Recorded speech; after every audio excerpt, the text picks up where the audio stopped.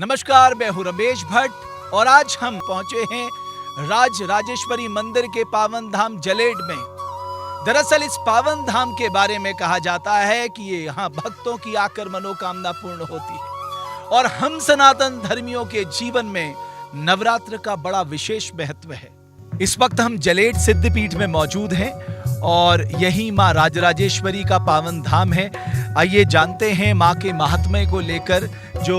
यहाँ के व्यास जी हैं उनसे, जितेन जी, आचार्य जितेन उनियाल जी, माँ के महात्म्य के बारे में, माँ राजराजेश्वरी के महात्म्य के बारे में मैं आपसे जानना चाहता हूँ। माँ राजराजेश्वरी का जो सिद्धपीठ है, यहाँ पर ये करीबन 500 साल पुराना है और 1100 वर्ष पहले करीबन जो श्रीनगर में जो टिहरी के जो राजा हुआ करते थे, वो राजा जब टिहरी श्रीनगर में राज्य करते थे तो दो संत वहाँ पर आए थे और उन्हें किसी कारणवश, क्योंकि उनके पास कुछ तांत्रिक शक्तियाँ थी, तो उन्हें टिहरी के जो राजा थे उन्होंने श्रीनगर में उन दोनों को, क्योंकि टिहरी के जो राजा हैं उनकी इष्ट है माँ राजराजेश्वरी नाम से जिनको जाना जाता है, तो उन्हें राजा ने ये कार्य सौंपा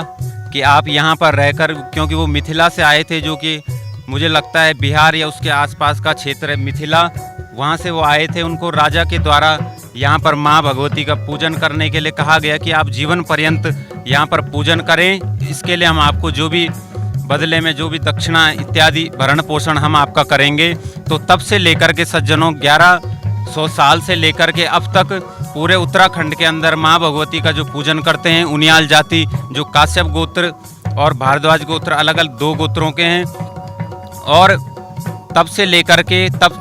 देवलगढ़ जो श्रीनगर के पास है, वहाँ से माँ भगवती को ज्योति के रूप में, श्रीयंत्र के रूप में ये जो जलेड नामक जो स्थान है, यहाँ पर उस श्रीयंत्र को स्थापित किया गया। करीबन यहाँ पर श्रीयंत्र की पूजा की जाती है। जी सर, जी, हाँ जी, श्रीयंत्र की पूजा की जाती है। करोड़ों भक्त यहाँ पर आते हैं और माँ भगवती के सामने अपना मनोकामना रख के